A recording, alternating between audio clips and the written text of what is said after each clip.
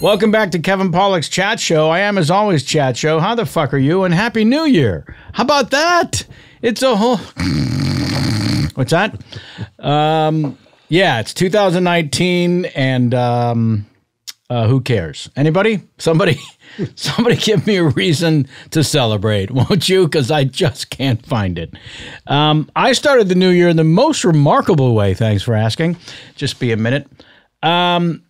New Year's Day, I went down for the count with a beautiful stomach flu and lost 7 pounds in 3 days, and I cannot recommend this highly enough. If you've eaten like a monster like I do from October to the end of the year, boy, oh boy, get yourself a little stomach flu.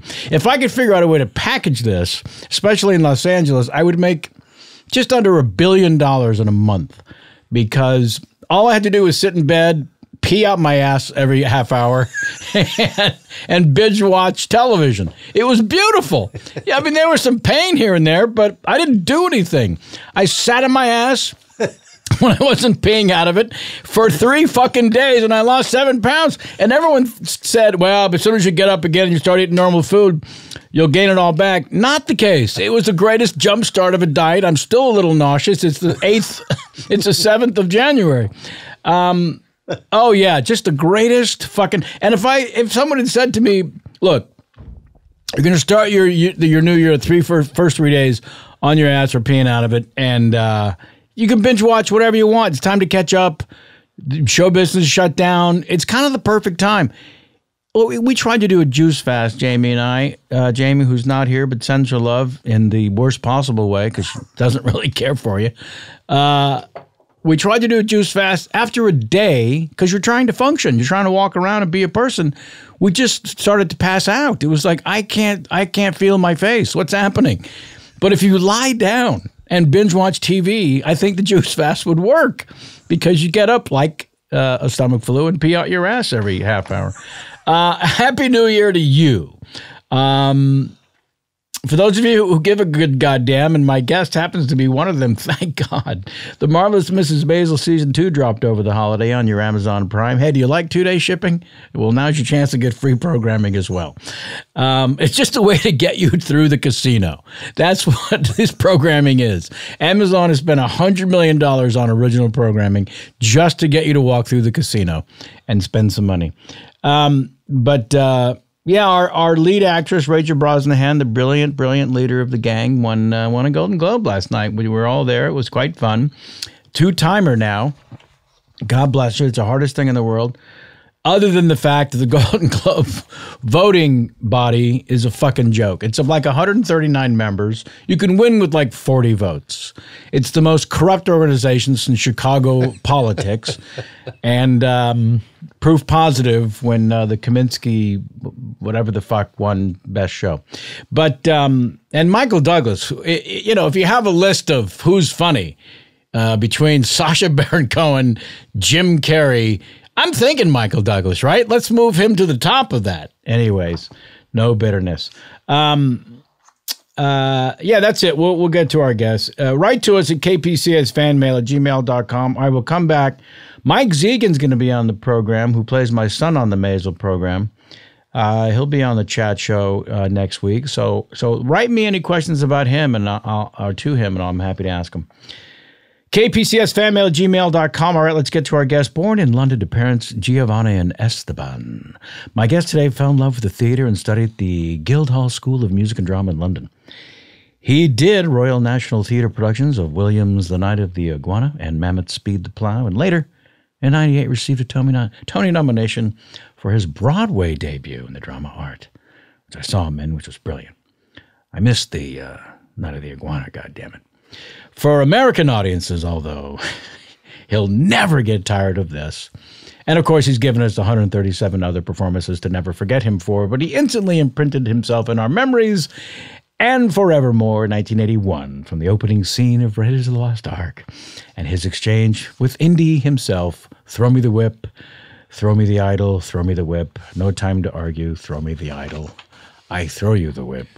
Indy does so, and surprise to no one but Indy, he doesn't throw the fucking whip. I mean, how does the entire audience know the whip's not coming? And Indy says, throw it to me. Give it to me Yeah, fuck. I mean, how did Indy not see that coming? He fell for the oldest trick in the book, ending with adios, senor. And also, foretelling of the future of that character was not going to work out. No, you don't pull a fast one on Indy and make it to the closing credits. For my better half and me, however, as you pointed out this morning, Jamie, we will forever have our hearts warmly wrapped around him for, that's Cosmo, he's Chinese. Please welcome Alfred Molina, everybody. Hey. And it's Fred, for the record. Yeah, everybody calls me Fred. Okay, good. Very nice to be here, by the way, Kevin. Oh, Very good. nice. Thank you. Good. That's Cosmo, he's Chinese. That's right. In fact, I'm very proud of that because that was the one line that P.T. Anderson allowed me to improvise. Yeah. And he set up that scene so brilliantly. He sure did. You know, because he had this idea that he just wanted some kind of sense of chaos. And, oh, God. know. And so what he did is the young actor who was playing Cosmo, his only instruction for the scene was just keep lighting the firecrackers anytime you want. Well, how much more can you tell us about that young actor? Did he speak English? He spoke a little English. There was a sense of me, he wasn't quite sure where he was. Yeah, he wasn't an actor. Right. He was actually an art student, I believe. There we go. So he was just there kind of lighting them. And much to the sound man's horror, because they were trying they were obviously thinking, how the heck are we going to... It's called ADR. Yeah. but the firecrackers were full bore. I think that's the term, full strength. Absolutely. And so because the three guys, John C. Reilly and Thomas Jane and Mark Wahlberg on the sofa, they didn't know when those firecrackers were going to go off. So every time they jumped, that was for real. Yeah. And I kept thinking, how am I going to not jump? So what they did was they basically blocked up my ears. I got one ear was blocked up and the other one had an earwig in it so I could hear the dialogue. So for me, all I could hear was like a kind of, like a very faint, fantastic in the background. So I didn't react at all. Yeah. So it just created this weird kind of atmosphere. Everyone else was like on the edge of their seats. And I'm just kind of wandering through on this kind of coke high. And I just thought that was like a stroke of genius on the director's part. It was completely. And I'm not proud to say I've been in a similar scenario in real life. Just in the sense that there is cocaine-induced chaos in the room where there might be Cosmo, these Chinese in the background lighting firecrackers. And sure, everyone jumped a little and then went about their business. Yeah, that's right. But yeah, the intensity there was all very real. And your character was just, I had to write down his name because I thought, really? Do people remember that that's what the character's fucking name was? Do you remember? Yeah, it's Rahad Jackson. Yeah, it was the Jackson part that threw me. I'm not going to accept Rahad Jackson as an actual name. I think it was his nom de plume. Yeah, Rahad Jackson playing second base for the Cubs tonight. A southpaw out of Philly. Rahad Jackson. Loosely based, I think, on someone who was... I think Eric Bogosian, I think, played him in a movie where it was much more based on the real guy. I think it was a movie about, was it called Wonderland or Wonderland? A Wanderlust. No. It was quite a few years ago. You're right, Wonderland. It was about the John Holmes murder up in Laurel Canyon. Exactly. Yeah. And there was a kind of there was like a big coke kingpin who was in that movie as well. I think Eric played him, and that was the actual guy, and I think our version was kind of loosely based on that. Right. Yes. You were in a film that was celebrated, and Eric Bogosian was not. I'm just going to say what everyone out there is thinking. Well, no, but for those people who have seen it, it was actually very good. It was. It was very good. It was a damn fine piece of work. I don't mean... we finally worked together, although no scenes together, so you may not know this. You and I? Yeah. Have you seen The Front Runner? We're both in it for about nine minutes. Yeah, that's right. That's right. Yeah. Yeah, I thought our friend... I've done that a few times when I've sort of, bumped into other actors, and I've sort of said, I've worked with so and so, I've worked with him, I've worked with her, and then you think, well, actually, no, we're in the same movie, because that happens all the time. Yeah. But it's that was I enjoyed that. That was fun. Yeah. I enjoyed the film very much. I thought Reitman did a great job. Yeah, terrific. Yeah, and Hugh Jackman. Holy fuck! Is there nothing this guy can't do? Or apparently he's a terrible gardener. Yeah, I heard he has a yellow thumb. He has total yellow thumb. Which means he's afraid to plant. Those aspidistras, they die on him like starving children. It's ridiculous. I was surprised from the research to learn that you've lived in Los Angeles for a while. I've lived here since '93. That was shocking to me, and I don't even know why. I knew... it was shocking to me. It wasn't the plan at all. We met in the back of a limousine somehow in the 90s, but neither one of us can remember. We tried off mic. I thought you were a New Yorker. I knew you were from London originally. In fact, it's London that I kind of want to start the conversation because... my grandfather, my mother's father, was born in Leeds, making me, by American terminology, half British. We get our lineage from our mother's father and our father's father. And I'm from San Francisco, which I consider to be the greatest city in this particular nation. But London is my favorite city in the world, and I've been there, I don't know, a dozen or more times. Always stayed at the Hyde Park Hotel, which became the Mandarin Oriental. It's a magical place in every possible way, but I've never talked to someone who grew up there during the 60s in particular. The way I grew up around San Francisco in the 60s, late 60s. Were you gone by then? No. Did you say you stayed at the Hyde Park Hotel? You stayed at the Hyde Park? Well, here's a weird connection. Okay. When I was a student, I worked in the hotel restaurant kitchen at the Hyde Park. What years would that? Well, that would have been very early, 72, 73. Yeah. And it's funny because when we did the European press tour for Spider-Man 2, this was back in 2004. Right. They put us up at what is now the Mandarin. But they've still got all the old marble and that beautiful lobby. It feels like a palace. It's gorgeous. Yeah. And because I was there with all the other, with far more famous people than me, but we all arrived at the same time. So the manager and his staff, his key staff, came out to meet us on the sidewalk, and I said, "Oh, I didn't realize this is the Royal. I used to work here. I worked in the kitchens when I was a student." And without missing a beat, the manager went, "Well, welcome back, Mr. Molina."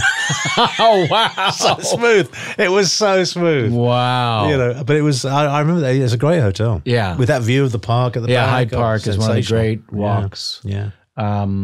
So, it's a magical place, but I don't know what it was like to grow up there in the late 60s. Well, it was great because, I was born in 53. So it was like early to mid 60s when I really became aware of where I was, Right. And London was happening. I mean, there's that famous remark that Mick Jagger, I think, made when he said, if you remember the 60s, you weren't part of it. That's right. But do you? Well, because you were a teenager. I was a teenager, and I remember my 60s. I remember the 60s that I experienced, which was, the 60s didn't really start for most people in England, certainly in London, until like 65, 66. Sure. When England won the World Cup in 66, everything took off. Okay.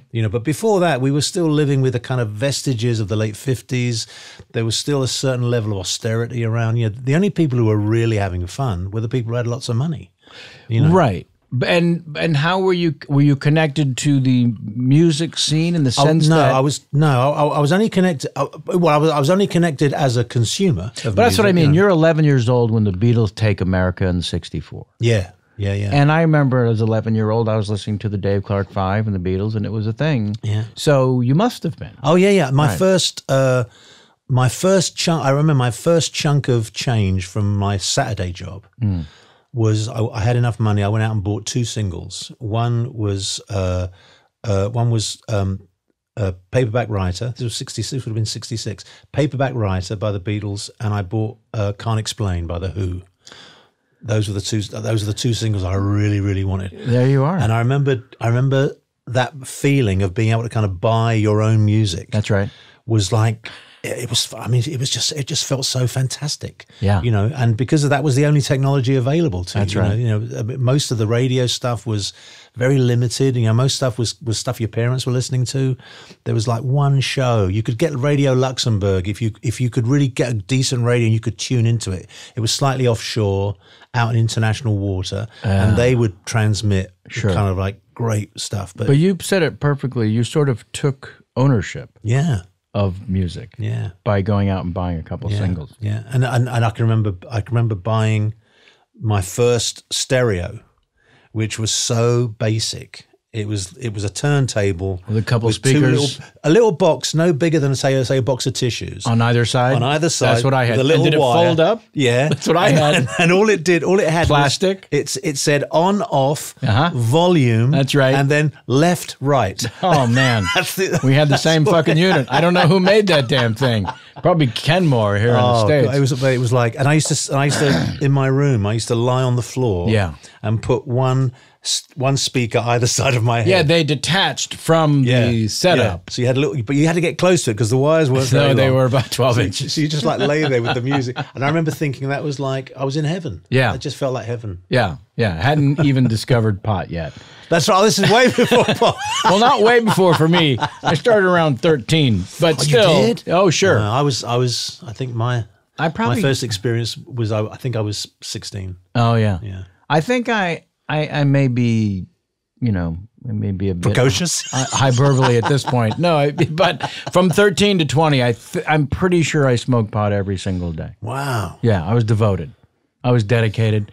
And then... You know what? I really admire consistency in a person. Well, I'm in or I'm out. You commit. Same thing in theater. Yeah, same thing in comedy. That's right. You either commit to it or don't even. That's right. Yeah. That's right. And then the pot went from 5-finger bag of pot. You had to smoke 9 joints. It was a gathering. You would get a double album to roll the joints, and the seeds would fall to the middle. And you had to smoke 9 joints just to feel something instead of 2 hits. And you would sit around. It was a social gathering.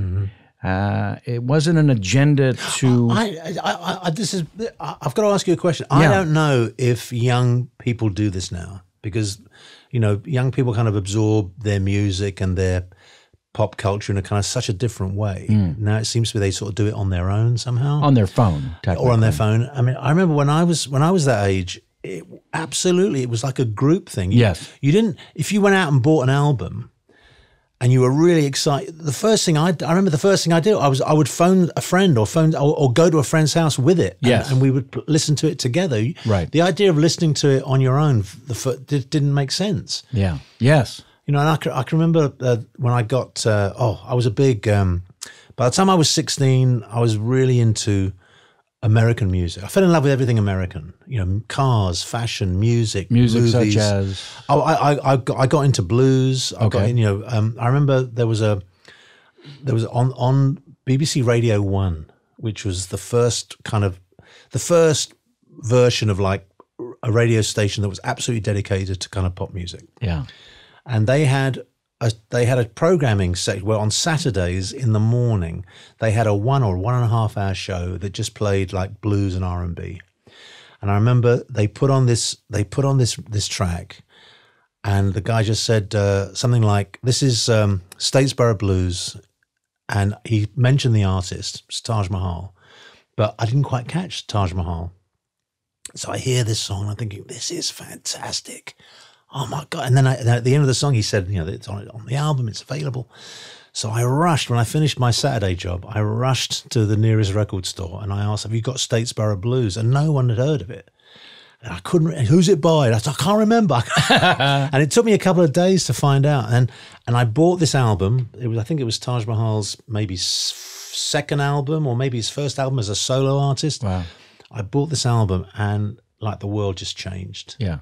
After that, I got very snooty. Me and a small group of friends at school, we got very snooty about what we listened to. Well, the blues and it had to be on certain labels. Or jazz will do that in particular. Oh, and well, that's, and then that took me into the world of jazz and R&B. And so, I became, for someone who doesn't play an instrument, I became an absolute I was obsessed with music, actually. It's still a big part of your life. Oh yeah, still very much so. I can't, I think I'd rather, if I can't listen to music, I get a day without music is I don't feel good. It's weird. Did anyone in your family play? No, not really. I mean, there's been a few attempts, right? But there's no musicianship isn't a thing in my family. Although I'm now involved with someone who has a daughter, but she's not my child, but she's very much into music. So we have a connection there, right? My mother did buy me a trumpet, though.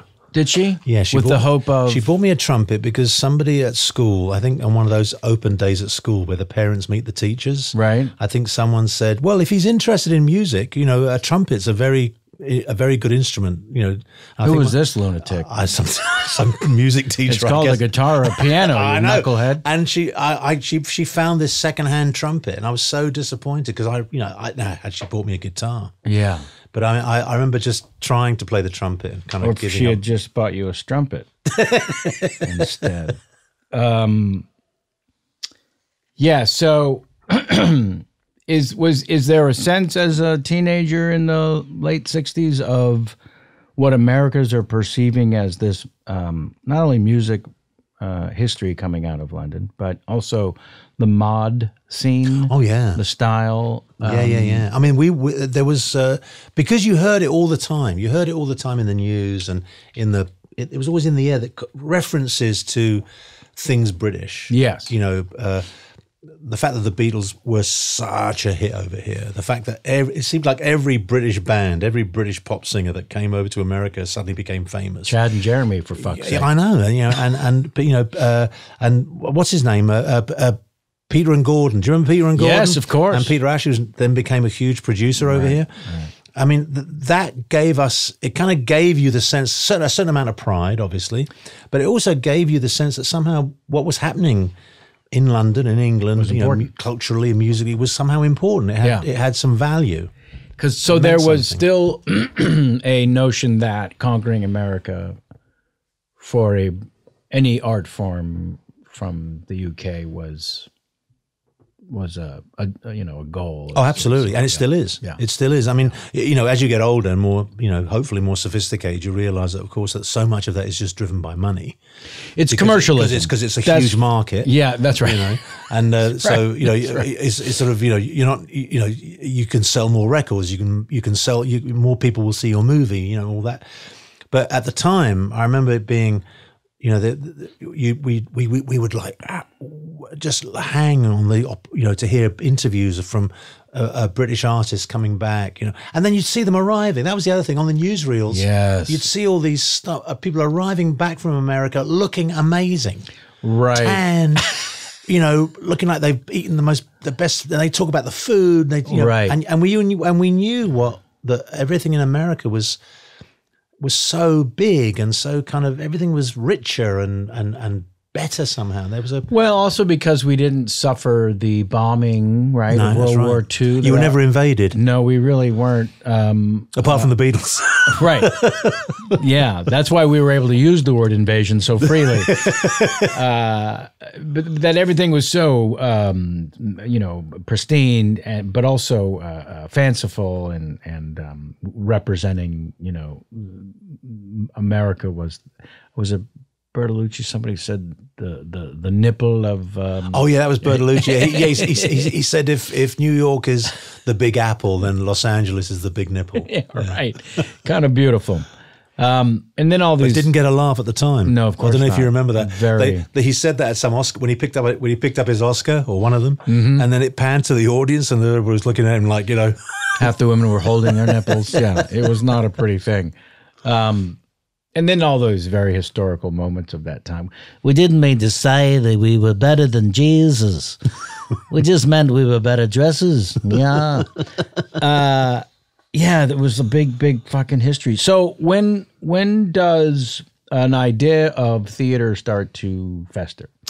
I think it was round about when From the music. Yeah, well, it was, no, actually, oddly enough, it was to do with a very lucky set of circumstances that I hadn't really, it was just luck. My favorite kind. Which was that when I went to our equivalent of high school, I went to a local public school. Mm-hmm. It was a Catholic school. It came under the auspices of the local diocese. So it was it had ideas above its station. You know, sort of Catholic schools had a sense of being a little bit cut above the rest because, you know, it was the diocese, it wasn't the state, and, you know, so there's all that going on. Right. And we had to wear uniforms.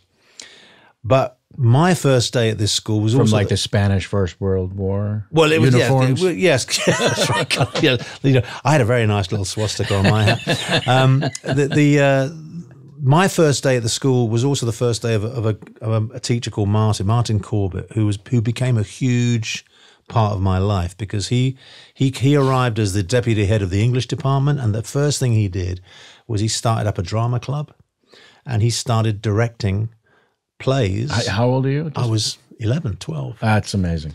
And I just, it was like, who wants to do this? Yeah, I just kind of went, yes, I'll do it. And I used to live for those Wednesday afternoons, you know, after school, 2 hours in the drama club doing improv and masks and talking about, and him talking to us about films and theatre and stuff. And it was like a whole other world that was opening up, and I just fell into it. And there was one moment, I remember one moment, we were doing a play, and one of the young kids in the show missed his entrance. And my line was something like, "Here comes blah, blah," something like that. And he wasn't there. And I didn't quite know what to do. So I just turned to the audience, not trying to get a laugh. Right. I just turned around and kind of said, "He'll be here in a minute." Something like that. Right. And it got a laugh. Sure. A nervous laugh, I realize now. But that laugh, it was like an electric shock.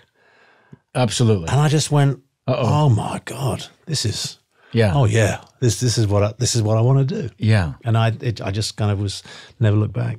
Yeah. I directed a documentary called Misery Loves Comedy, where I interviewed about 60 annoyingly famous funny people with the thesis, do you have to be miserable to be funny? But one of the chapters is about the unbelievable power that comes from standing in front of an audience and sort of controlling the energy. It's a level of control that doesn't exist in life. But there's an interesting difference between stand-ups and actors. Of course. You know, their relationship to the audience is very different. And you can tell in the language we use. Yes. You know, we talk about audiences loving us.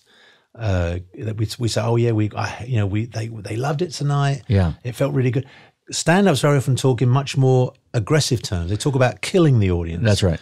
You know, they don't even use the word audience. They talk about the crowd. Yes. You know, there's a difference in the lexicon, and I think that's an interesting insight into the, because I think I can't see how you can walk on I've never done stand-up, so I don't know, but my feeling is you can't walk on a stage on your own and start talking about yourself without some level of kind of adversarial energy or wanting to dominate. Yeah, it's a different. Would you agree? Yeah. I think. Well, a couple things about that. That's the reason why, actually, in the documentary, I talked to people like Sam Rockwell and William H. Macy. Oh, so you didn't talk to just Bobby comedians? Cannavale, who had felt that same sort of power on stage as an actor, not as a comedian, just in terms of having to. Oh, I know a punchline's coming. Right. And gauging and having the timing and having that relationship with an audience where there's an ebb and flow, but you know what's coming and they don't. Yeah. So and also you could have a moment on stage as an actor where you've achieved a level of complete silence. Yes. And that's amazing too. But I would imagine that silence is probably, to a stand-up, is probably anathema. When I went from more into storytelling at a more mature age as a stand-up and realized that sort of when I took time off during the 90s, I got a little busy doing movies. I did a few, I don't know the exact number, 47. But I do know that that 6 of them were good. But I do know that when I came back to it, I thought, well, I've done all these, because I wanted to write a new act. realized I'd done all these talk shows, and so I'd written all these stories and told all these stories from real life, my mom visiting the set and hitting on Jack Nicholson, whatever the hell the real story was, that I could bring on stage. And then once I decided that was going to be my act, were these real life anecdotes, instead of just doing impersonations, which was always sort of the staple of the act, I would tell what it was like to meet Christopher Walken and then do him within this real life story. So what I did was I inadvertently had created moments of silence on purpose. And once I was able to embrace those moments of silence you talked about, then it became actually more powerful. And I felt a sense of dramatics and the theater, as opposed to just, I was never a joke machine, but still, it was transforming. I find it interesting that very often stand-ups become very good actors. But the traffic in the other direction is very, very thin. It's very thin. I know of a couple of actors who maybe could, if they were given some material, they could maybe have a tight 3 minutes or something. But to move backwards and forwards, it doesn't exist. I don't know many actors who could do that. Yeah, most of them, all the way up to De Niro that I've worked with over the years and talked to, when they find out that I was a stand-up first, it's sort of the same reaction as how and why the fuck would you do that? One of the surprising things about The Marvelous Mrs. Maisel is Rachel Brosnahan, our lead. There's one of the few actors, and the writing too, where I feel like a stand-up is finding their voice and whatnot. And I see a real performance happening as opposed to the pretending to do stand-up or the... Well, can I ask you a question about that? Yeah. The actors that have portrayed stand-ups throughout the 2 seasons, are they stand-ups or are they actors playing stand-up comedians? So the one Luke Kirby, who plays Lenny Bruce, is also a pure actor who had never done stand-up. Right. And if you've seen season 2, there are more performances. That's right. There's that whole bunch of guys when she's... Yeah. When they keep pushing her back down the line. Those guys are actors. They're actors. Yeah. Right. Yeah. And it doesn't always... Are you the only one that's done real stand? Are you the only one that's done actual stand-up? So the ironic thing was there's a scene over the Yom Kippur dinner where she announces to the family, I'm going to do this. And my character says, tell a joke. And I'm challenging her. Right, that's right. If you're going to be a comedian, it seems to me you should tell a joke. And that's come back to me through the Twitterverse more than 11 times about the irony of that.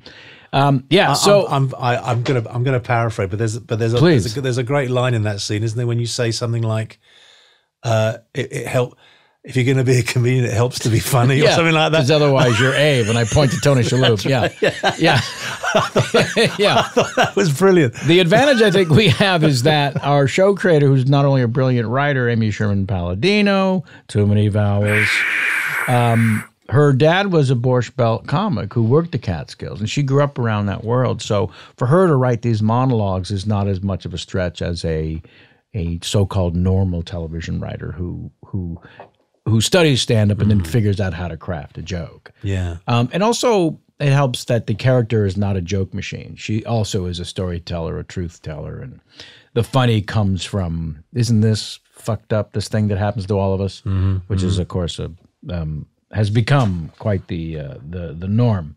Now, the research did say, before it's lies, it's all lies. Going on to Guildhall, there was a bit of you were a busker of sorts. Oh, that was after Guildhall. Oh, it was after. Yeah, that was. But during that, there is the reference to stand-up as a busker. Yeah, but I was I was really talking about lacking, not experience, just lacking quality. I got you.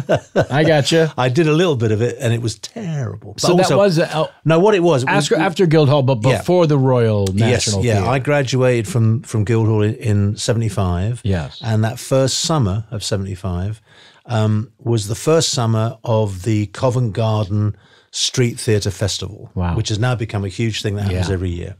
And it was the first summer where we were performing in the space in Covent Garden that is now a big, in the piazza. Crazy. And we were one of the first acts to occupy that space. There were 3 of us. We were known as the All Day Suckers. Perfect. And we were called that because Dave, one of us, had been to the States and knew about the candy bar. I was going to say the All Day Suckers. So he suggested that as a title for us. And what we were was a kind of mashup of sort of music hall, vaudeville kind of shtick. I was going to say vaudeville, yeah. There was that kind of style and a little bit of music. We used to do little kind of comic patter songs and stuff like that. We weren't original in any way. All our material was kind of borrowed and cobbled from all kinds of sources. The way everyone starts. And we had we started with one visual gag that we were all dressed in dinner suits, but from a different era. Like I had tails. Sure. And the joke was that we were all wearing each other's dinner suits. So mine was like incredibly too tight. Okay. The bottom of the trousers were around my shins. I couldn't. And Alan, one of the other All Day Suckers, his was way too big. Sure. Stuff like that. So it was all very, and we just we would do like half an hour and then pass the hat around. Yeah. But I did learn something. I learned a very, very valuable lesson, which I have kept in my head when I'm working in more, shall we say, more legitimate circumstances, which is that you've got to listen, however much you're into what you're doing, you've got to listen to the audience. They dictate you've got to keep an ear out for what's going on there. Yeah. If you're not sensitive to the noises that audiences make when they're either bored or uncomfortable or relaxed or enjoying, if you're not sensitive to it, you lose them. Yeah. And I learned that in that we performed every day, 5 days a week for about a month. Yeah, that never comes up in theater training. Well, not really, because no, exactly. I mean, it's sort of you make sure you're listening to the audience's reaction. I mean, you rather go. Actors tend to go on stage just assuming that the audience is going to listen. That's right. That's where the old term came from. I know you're out there. I can hear you sleeping. Yeah. So it was a great. I mean, it was a great summer. I'll bet. It was a lot of fun. And it was very... I guess that's nervy. There's been some pretty historical street performers in terms of coming on to national fame. Harry Anderson, Eddie Izzard, who Eddie certainly talked about at great lengths on this show about what that meant to start out on the streets and have to earn an audience's attention. You become fearless on another level that most people can't understand. Yeah, I think so. And although we never had any kind of moments where there was anything like, we didn't have audiences walk away from us in droves or anything like that. But we were very conscious of sometimes we weren't keeping them engaged. We weren't on top of whatever it was we were doing. We weren't good enough to kind of keep them there. Yeah, and that was the thing. So you learn about pace, you learn about timing, you learn about keeping it going. There's a difference between acting on your heels and acting on your toes. Big difference in terms of the energy you're putting out, and that kind of stuff. We never talked about that when I was training. We never talked about that kind of stuff. Yeah, you're serving the story completely as an actor, as to pitching and selling the story. As a performer. That's why I've always had a real abiding respect for stand-ups, because I think there's as you should, as I should. There's something because it's. I mean, mind you, it's like this. It's the same respect you have for anyone who does something that there's no way you have the guts to do it. Well, here's the drill. For first of all, there are enough interesting people to you, I think, in the documentary that might be worth checking out. Also available on Amazon Prime, called "Misery Loves Comedy." In the sense of what you're talking about, but for those of us who devoted our lives to stand-up, there's nothing scary about it. There's nothing particularly brave or even. I don't believe you, Kevin. Well, the reason is maybe as an actor I'm not believable, but the truth is. We're such natural born hams. I'm more comfortable on stage taking the audience for a ride of my choosing for an hour, where I control every aspect, than I am at a party having a conversation with someone I just met. Wow. I mean, there's a chasm between those two in terms of comfort. Because when you were talking earlier on about peeing through your ass, that's how I used to feel trying to do stand-up. Sure. Terrified. Well, that's out just of my it. good. That's the normal person. Oy. It's good to know you. But I'm interested. I'm interested in this. The title of your documentary, "Misery Loves Comedy." Do you subscribe to the generalism you have to be miserable about to be funny? about the thing about that you can't be funny unless you've got some kind of misery, painful mishigas going on in your life.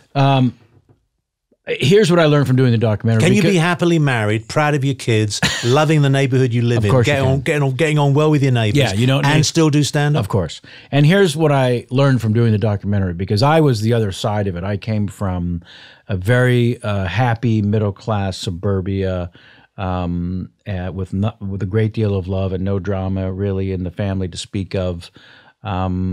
And we were Reformed Californian Jews, really, so we're Catholic. There was not a lot of torture in my home.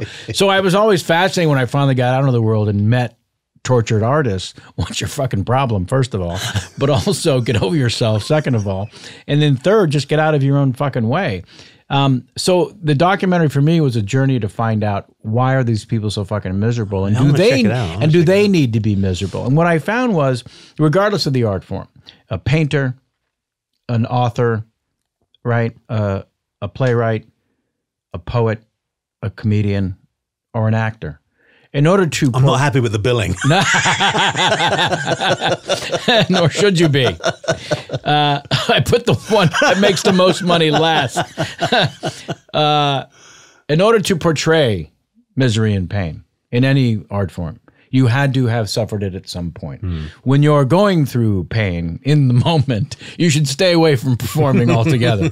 So you had to have experienced it in order to bring it to life, no matter what your canvas is. That's what I really understood. It's our task to articulate in either a universal way that everyone goes, oh yeah, me too, or such an individual way that you get their empathy and their laughter. Oh, you poor fuck. So even when Seinfeld says, I lost a sock, why do we always lose a sock in the dryer? He's still talking about a form of misery that's universal, right? A very sort of pedestrian, mundane way, but we all want to... But it illuminates something else. Misery loves company. The truth of the matter is that's kind of what all of that is. This fucking thing happened to me on the way to the forum. That's... I want your empathy, and yet I'm talking about a thing that you've been through. So it's really about articulating misery. And knowing how to do that authentically can only come from someone who's experienced it. Yeah, I see that. But it was a fun journey. And, I got Freddie Prinze Jr. to talk about his dad for the very first time on camera. Because when I came up in the early 70s, his dad, Freddie Prinze, was, at 19, he's on The Tonight Show, and within weeks he's guest hosting for Carson, and then by 20 he has his own #1 television show, and then 21 dead. Good Lord, I didn't know that. Yeah, and Freddie, of course, is an infant when this happens and never knew his father. He just knew he had people's fingers in their face saying, do you know who your dad was, right? He grew up in that. And he'd just never talked about it. So I wanted to come at this from as many angles as possible, and hopefully succeeded. Now, one of the other art forms, I'm busting myself before I even complete this incredibly smooth transition, that I've been fascinated with my entire life, and allegedly directing a script of my own in the fall. Which is a contemporary set, but in the noir. I'm available. In the noir. I'm hoping you are. In the noir universe. You've joined in the involvement of this podcast, which is a dramatization and a serial drama of sense, in that it's a series of 10 episodes that covers... well, I'll let you describe it better than me. It's called You're doing a marvelous The job, Angel of Vine. But I love the noir world, and I feel like this was captured very well, not just because there's a portion of it that takes place in a period of time when we want the hard-boiled detective to be drunk but also accomplish something. So how did this come to you? Well, it came about my friend Oliver Vaquer, who is the writer. Literally in the building. Literally in the building. And he staring at you. Staring so at keep me, talking. Staring at me as we speak, in the dark. Yeah. Where he should be. Where all writers belong. As a member of the Writers Guild since '87, I know of which I speak. He basically approached me with this and said, this is what I'm doing. Would you be interested? And I'd just come back from a long stint in London doing a play. And I thought, and I like you, I'm a big fan of noir. I love that. I love the period. I love the style. I love, I was reading, I was reading sort of, Philip Marlowe's books and and all those, those characters when I was a teenager. Yeah. Although I didn't quite appreciate them as literature as much as I do now. That's right. I didn't realize just how good the writing was. Then. And so I was always, I'd say it was like a no-brainer for me. But what I particularly liked about it was the format, i.e. this kind of radio play, essentially. So that you've got this movie going on like between your ears, as it were. And it's unique. It's a unique movie to every single listener. And it's beautifully executed, by the way. That theater of the mind thing through Foley and sound effects and music. And now that we've got the capacity now that, the technology is so sophisticated that you can create all kinds of amazing effects. You can create a world just with your voice and the microphone, and it's fantastic what's available to you. And I just like the style of it. Yeah. I loved, and it was. And also, I was in there for a day, and I thought, I was sticking to the great Bob Hoskins' piece of advice, when Bob was towards the end of his career, he was kind of doing a lot of cameos, small parts in very prestigious little movies. And his basic philosophy was, you pop in for a week or a few days, you work half the time anyone else does. They treat you like the crown jewels, and if it stinks, nobody blames you. That's right. And I thought, perfect. Have you ever worked with Brian Doyle Murray? He's Bill Murray's older brother. Who's I haven't. Brilliant, wonderful character actor and hilarious, and also a great writer. Co-wrote Caddyshack, and I'll stop talking about him now. I just love him so much. But I was telling him that I was recurring on this show. He said, "Oh yeah, I love reoccurring. They're always happy to see you." Yes, yeah. There's something about coming in and being that specialty hitter where everyone does treat you a little better than you should be. It's amazing. It's fantastic. Yeah. And deep down it's just fresh meat. Yeah. But it's lovely. But the quality of the writing was such that I could hear it. I could hear, and more importantly, I could hear myself saying it. Sometimes you'll read a script, you'll kind of go, "Oh, this isn't me. There's no way I'm going to find the rhythm for this." Sure. Or it's such a challenge that you try to figure out a way to capture an energy that you've never contemplated. Exactly. So it becomes inauthentic, and then you sound like you're acting. Yes. In the worst possible way. Right. But that didn't apply here.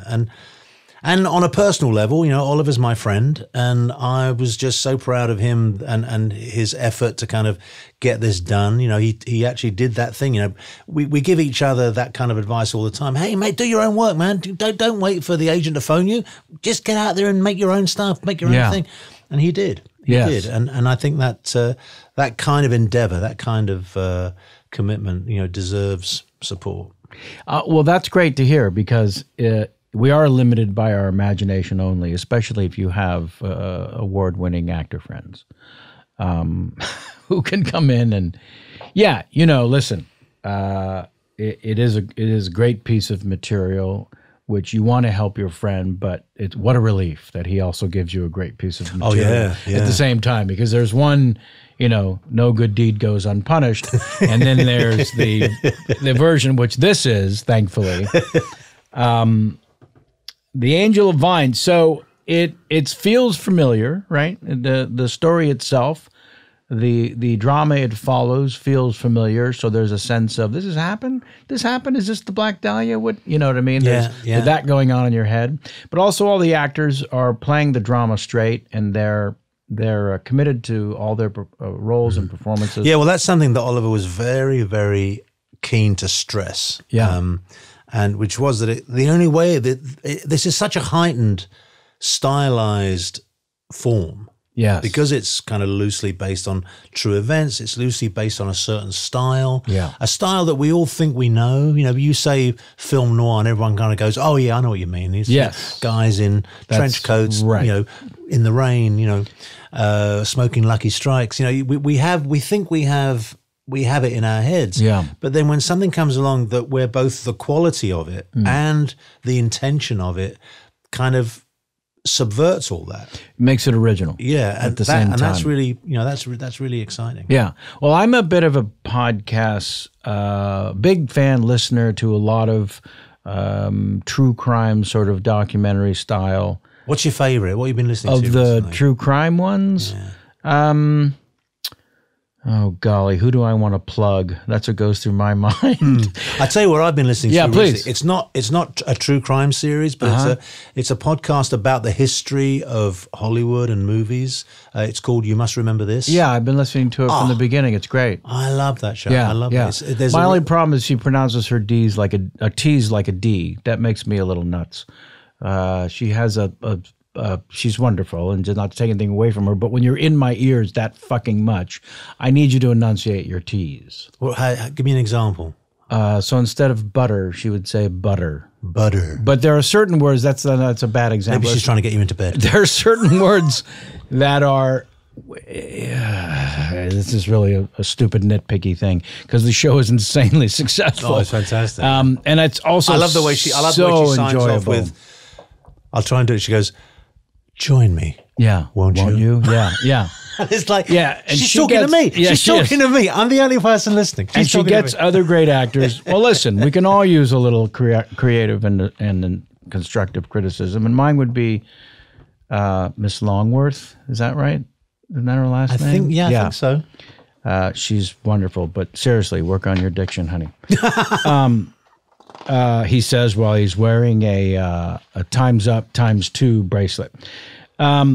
Speaking of your character, well, first of all, check out The Angel of Vine. You can get it on Stitcher and iTunes and every possible way you can download. If you like true crime, but you like listening to serialized drama, if the notion of theater of the mind and everything we've talked about sounds enticing to you, I will say this. I'm a very harsh critic to all of those things. I hate everything, and I really loved this. And congratulations to yeah, thank goodness. It would be a hell of a way to call you both out live that I was not a fan. That's 35 minutes. We'll never get back. What a brilliant waste of time this has been. Thanks very much, and fuck you as well. It was nice to hear you. I wrote this down. You didn't have to audition for this, but you've been audition only for a while now, no?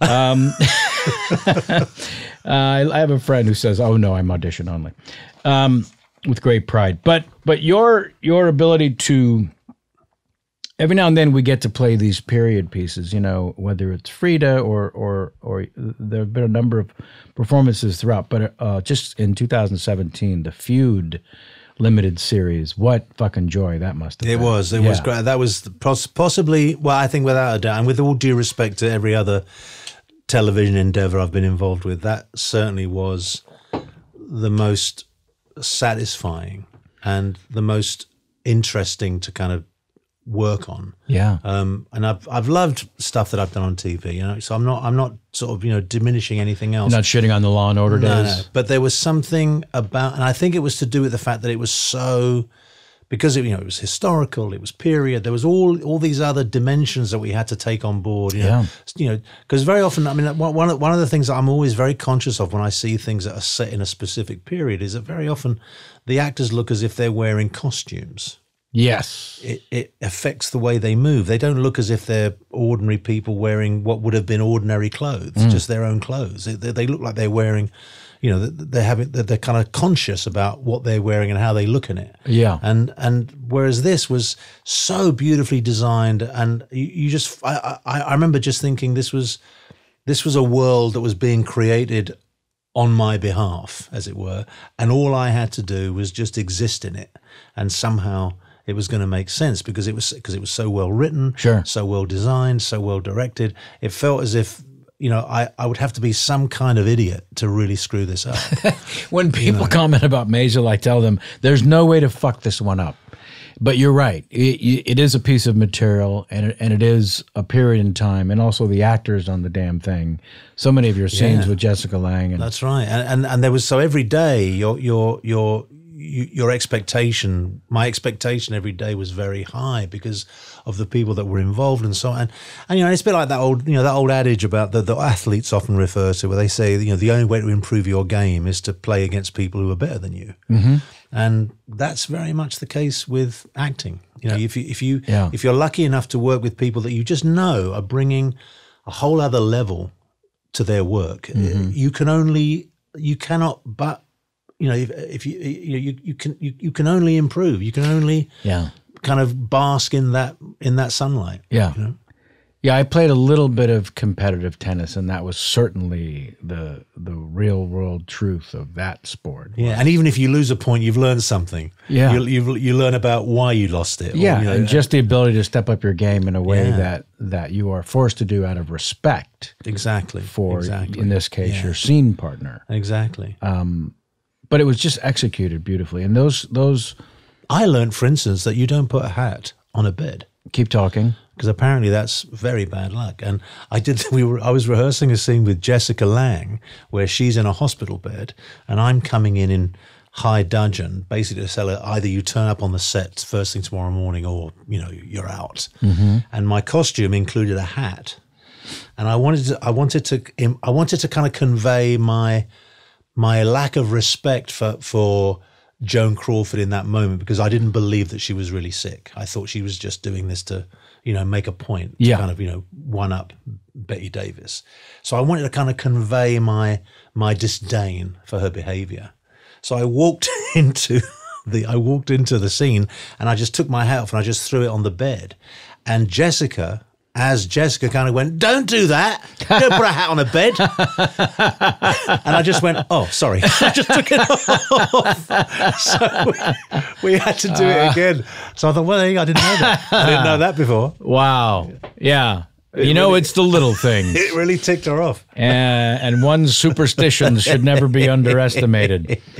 Well, it was just a beautiful piece of work, and Stanley Tucci and Susan Sarandon. Yeah, everybody. There was just there was a real. And my friend who came in and played Sinatra as he does so beautifully. Yeah, wasn't he fantastic? Yeah, he really was great, and it was kind of perfect casting, of course, because he's got that lick, but it was all executed beautifully. Who directed? Did someone direct all of them? No. We had I think 3 or 4 different directors. Oh, okay. Ryan Murphy, right, of course, directed the first 2. Then we had and all the other directors I worked with were all women, including Helen Hunt. Wow. Helen directed, I think she directed 2 episodes. I wasn't in the second one that she did. She directed 2 episodes, and that was fantastic. So it was another example of Ryan actually putting his money exactly where his mouth is. He talks about, more inclusion, more women, yes. And he does it. He actually does it. This one, fantastic. Yeah. It is nice when they do more than just talk about it. Yeah. Okay, so there are a couple things in terms of that film debut that we briefly touched upon, and I'm sure it's been brought up more times than you care, but I am curious about, you've got this Royal National Theater in your bones. You've cut your teeth in one of the highest levels of theater. And you step into Spielberg's world. So we have to go back in time to a place where, when you romanticize and look back on a movie like Raiders, you take with it all of its success. But as you're shooting it, of course, none of that is known. All is known is that, oh, that's the guy from Star Wars, and oh, that's the great Steven Spielberg. So you don't know necessarily. You can make assumptions. Well, this will be great. You do know that the scene is incredible, and it's one of those big, beautiful, splashy openings of a Spielberg film. And you were basically given this opportunity to shine. So was there a sense of, oh, I got this? This will be easy? No. I'll give you some background. Please. It's terribly. I get quite emotional about it actually, because at the time, my then partner and I were expecting our daughter, and we were broke. I was working in the theatre in London. I was on the union scale, which I think was something like £120 a week or something like that in those days, or maybe less. And suddenly, the chance to do 2 weeks on this film, where they were offering me the equivalent of, I think it was about $1,000 a week. Sure, at least. Which kind of changes everything. You know, yeah. It meant I was able to buy a stroller. I bought a bassinet for the baby. We had the money to decorate this tiny little box room that was going to become her nursery. So when you left in the morning, did she say, "Don't get fired, love"? Something like that. Yeah, don't fuck this up. And And it was a series of firsts for me. It was my very first film, very first time working with such well-known and established people. First time flying in an airplane, first time coming to America, first time, everything was a first. Holy crap. So I lived in this kind of weird sort of, every sensation had some kind of meaning and some kind of importance. And I was desperately trying hard to remember it all. And, I kept talking to myself saying, don't forget this, don't forget this, don't forget this minute, don't forget this. And it was just fantastic. And what came out of it was learning about, I knew nothing about film. I was getting notes from the Carpenters. That's how, I don't mean the band. You don't. There was one moment when I didn't know that those little pieces of tape were actually, I just thought that was something to do with the camera department. I didn't realize that was a thing that all actors were looking down at right before they said their lines. That's right. So I was ignoring them. Now, a lesser director or someone with less patience or compassion would have maybe shouted at me and told me off and stick to those bloody marks. None of it. Douglas Slocum, who was our DP, one of the great geniuses of the world, came from behind the camera, and I'll never forget it. He said, we're absolutely loving what you're doing, and I would so love to have it in focus. What a lovely way to say that. So if you could just be conscious of these marks, right. it would really help us a great deal. And wow. Such a sweet way. You now know what that meant. Yeah, absolutely. At the time, I was, okay, yeah, sure. And things like that, and just the way that Harrison, I say Harrison like he's my best friend. Sure. I've seen him twice since then, maybe. But the way he very generously, he knew it was my first movie. We had all this stuff, just the two of us.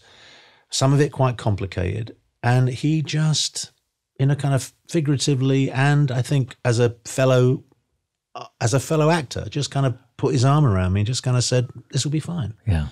So every time I screwed up something, I was dying inside, and he was kind of going, don't worry about it. Yeah. Don't worry. This is easy. Yeah. And that made all the difference. It made me it enabled me to fall in love with films. It enabled, to working on film.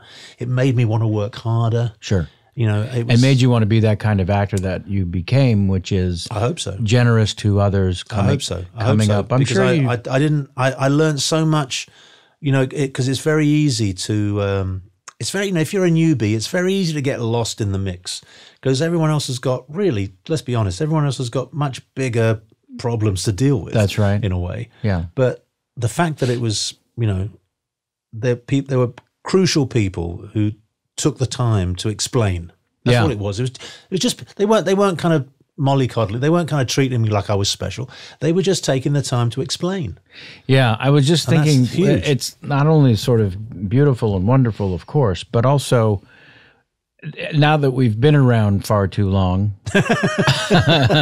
we understand that most people on the set working... I call it semi-demi retirement. It's not bad. I can't wait to steal that.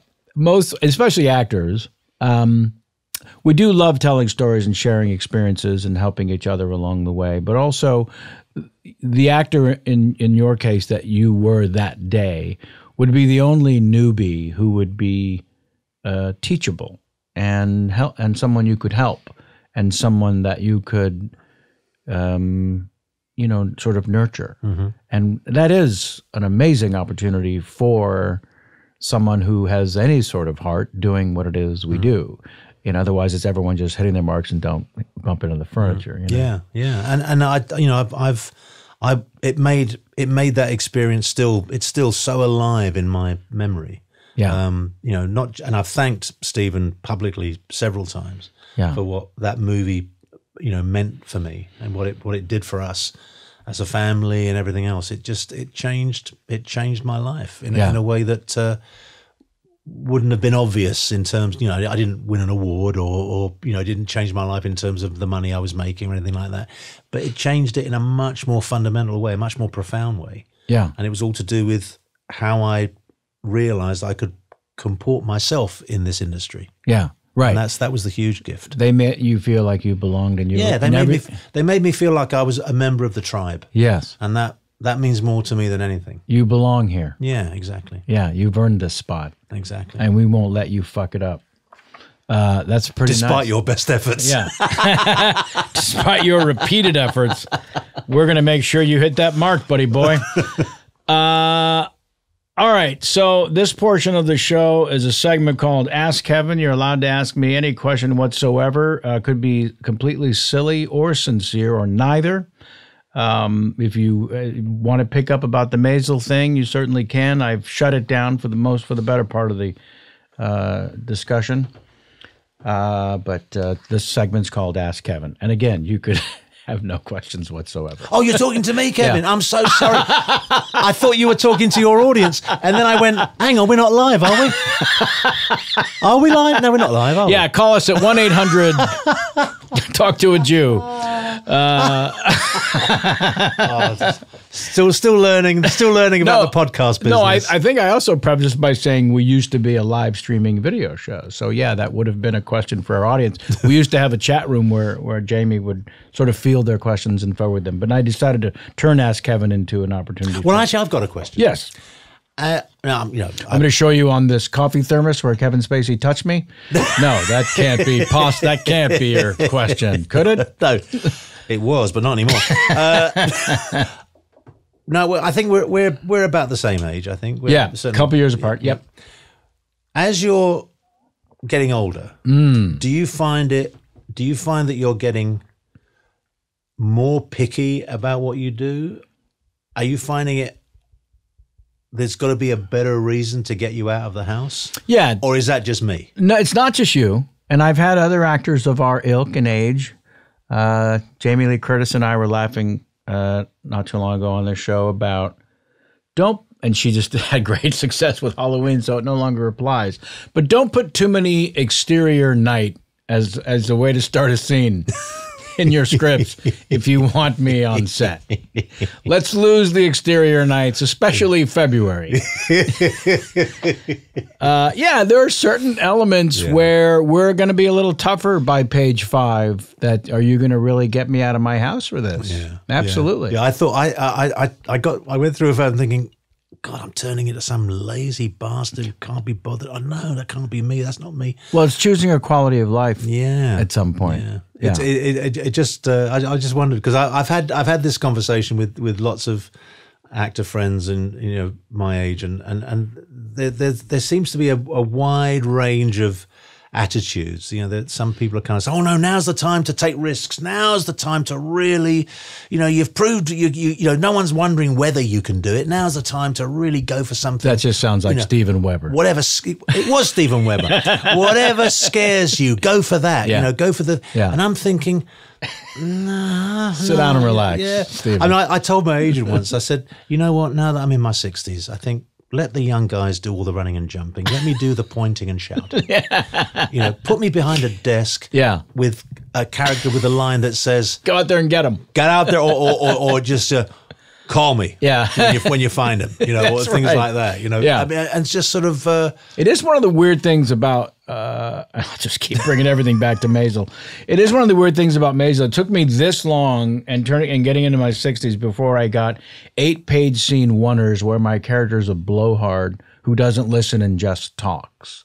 You know, I spent as a character actor this whole career saying to the lead of the movie, so what do you think we should do? And then 7 pages later, I say, all right, let's go.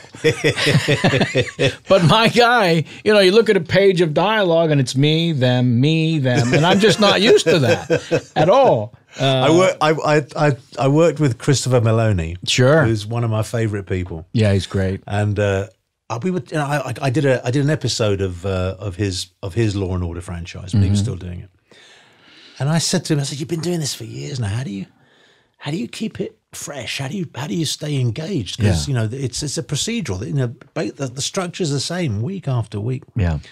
And he basically said that he'll go through the script, you know, over the weekend before they start, and he says there are two kinds of lines that he'll just rub out instantly. And I said, what are they? He said, well, if a writer gives me a line where I'm saying to someone, I'm sorry for your loss, that goes. And the other one is any variation on, and then what happened? Oh, God, yeah. Yeah. And so I kept that in mind when I did my Law and Order franchise. And I was, you know, I played the DA, and then I ended up playing one of the detectives, and that kept coming up. Yeah. Every week. Yeah. Sorry for your loss. Or, you know, but I didn't have the. Then what did you do? I didn't have the guts to kind of say, if it's not good enough for Christopher Meloni, it's not good enough for me. Yeah. So I said the lines. Yeah. Well, but I didn't have 11 years of the show behind me. Right. You know, so. Well, that is the other thing too, is when you start pushing back. When you say it's okay for me to say, you know what, I'd really rather not do this. And that, I think if you come from the good side of it all, then our instinct is to play along with others and be nice and want the team to win and do his hard work and help out as much as we can. But then, I think something about it going from 50 to 60. What I really admired about doing that show was the way you'd watch these actors who would come in for 1 day or 2 days playing the victim's parents, right? And they would always have the one scene where they break down, right? Either in the jury box or in the witness stand, or you know, in front of the policeman giving a statement. They have that scene. They have the scene where the whole plot gets laid out as to why they lost their kid, and you know, and it's always hugely dramatic and emotional. And these actors kind of, if I was wearing a hat, I would take it off, because they come in, they're like prepared. They spend a whole day crying their eyes out or playing, and then they're gone. They're doing more in that one day's work than you're doing in the whole episode. Oh my God. And you're just sitting there kind of going, then what happened? Oh, man. So the answer is yes. Yes, I am much more particular about what's going to get me out of my pajamas. All right, it's time for Kevin's pop quiz. Between 5 and 15 points possible for each of the following 3 questions. This is for you, Fred. Once the final score is tabulated, it will be posted on our website along with the current standing of the top 100. Are you ready? I'm ready. Question number 1. Keith David or David Keith? Keith David. That's correct. Question number 2. Carl Weathers or the weather in Carlsbad? Carl Weathers. Also correct. Last question. Steve? Right. We've got 3 out of 3. Oh my God. Oh, he moves to the top 10. Holy cow. Congratulations. Wow, thank you. Well done. Who's Steve Wright? I'm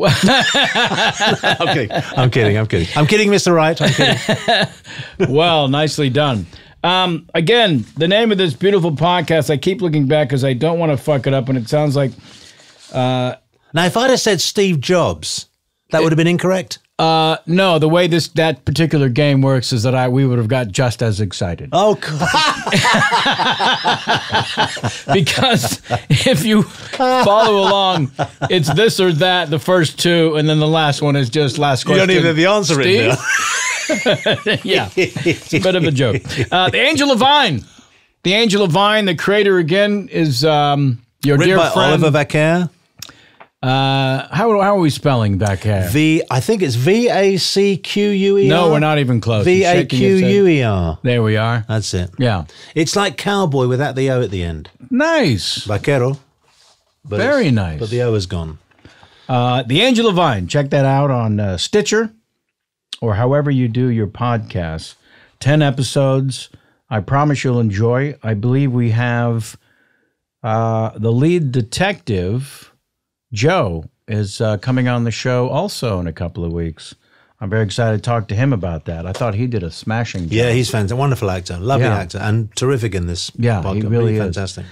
The Angel of Vine, and so many other things in the canon of Alfred Molina for everyone to enjoy. Thank you. Oh, thank you, Kevin. This has been a delightful pleasure. Just sitting a couple around. It's just lovely. Lovely. Even the water was nice. Yeah, good. Sit there and comfortably, if you wouldn't mind, while I wrap things up for the folks at home. Sam, the engineer of the stars, God bless you and the family, and Happy New Year, buddy. Always my pleasure. It is always your pleasure. You're very right about that. And Hannah, our wonderful booking agent to the stars, who does everything I used to do for 9.5 years by booking my own show.